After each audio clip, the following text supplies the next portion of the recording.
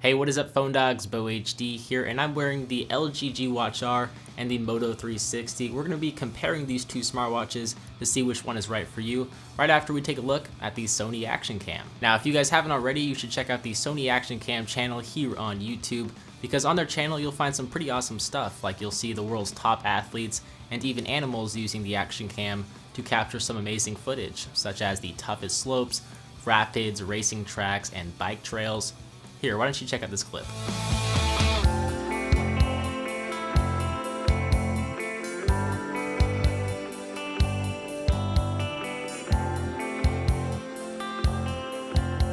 Pretty awesome, right?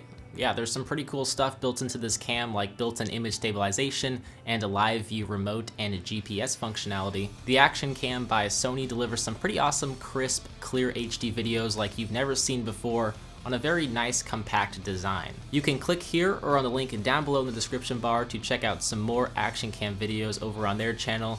What are you waiting for? Get in on the action, and while you're there, make sure you hit that subscribe button. So first of all, the design of these two watches are actually very similar. They both have round displays, although the LG G Watch R has a completely round display. There's a little bit of a lip on the Moto 360 to include room for the display drivers since the bezels are so minimal. This is compared to the monstrous bezels on the G Watch R, which are most definitely larger. However, they do create a more traditional watch-like design with the time intervals etched in around the display. I'll give the G Watch R that. The straps are also different. The Moto 360 has a 23mm black steel band, while the LG G Watch R has a leather band that can be swapped out for a metal band. And in terms of quality, the metal band is much more premium. However, the G Watch R and its leather band is much more customizable. I mean, I had to take the Moto 360 to the watch shop to actually get it custom fit to my wrist, whereas the G Watch R I can just adjust notch by notch with no problems at all. Considering you can swap out the bands on the G Watch R and the regular Moto 360 does come with a leather band, I'll give it a tie in relation to the bands. One thing that I noted in my G Watch R review was that the bottom of the watch contains a matted metallic finish as opposed to the plastic finish found on the Moto 360. The metallic finish feels a lot better and doesn't stick to my skin as much as the Moto 360, but overall, in terms of design, if you're looking for a classic looking watch that is also smart, the G Watch R is the better option, whereas the more futuristic modern look will definitely go to the Moto 360. As for the displays, both devices are rocking OLED displays. However, the G Watch R display is more densely packed with pixels, and it creates a more vibrant, brighter, more eye-pleasing display. The Moto 360's display isn't bad, but it's not as sharp as the LG panel. It is larger though, which I actually like. It makes for a better software experience, which I will get to right now. So both of these watches run Android Wear, the card-based OS that delivers various notifications from your phone to your watch in a card-like layout that you can swipe through from left to right and from up to down. It's a very neat little OS Google came up with, and it works with both square and circular displays.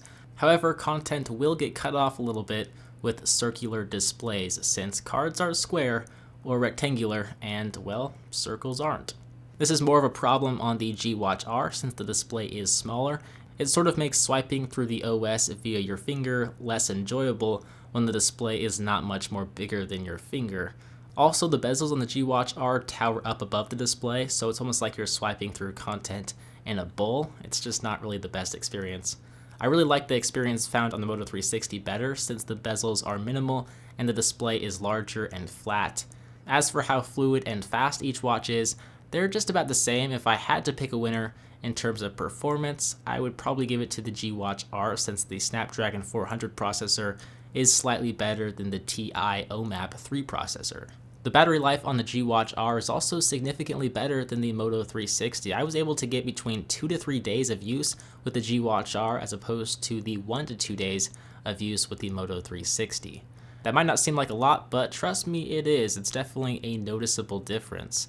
I really do love having the extra battery life though, thanks to the larger 410 mAh battery found in the LG G Watch R.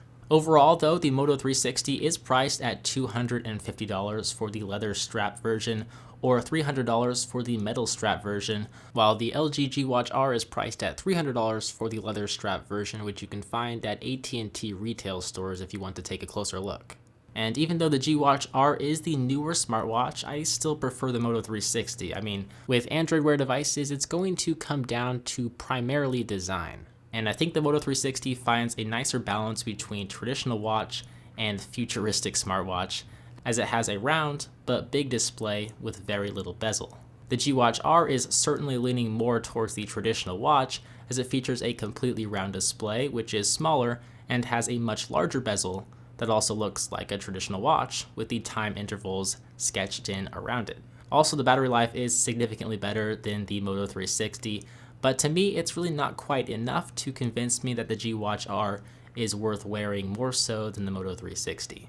So that is my comparison between the Moto 360 and LG G Watch R. I hope you guys enjoyed this video. If you have any questions, be sure to let me know down below in a comment or on Twitter at BeauHD. As always, I am BeauHD from PhoneDog.com. I hope you guys enjoyed this video. Thank you for watching, and I will see you in the next one. See ya.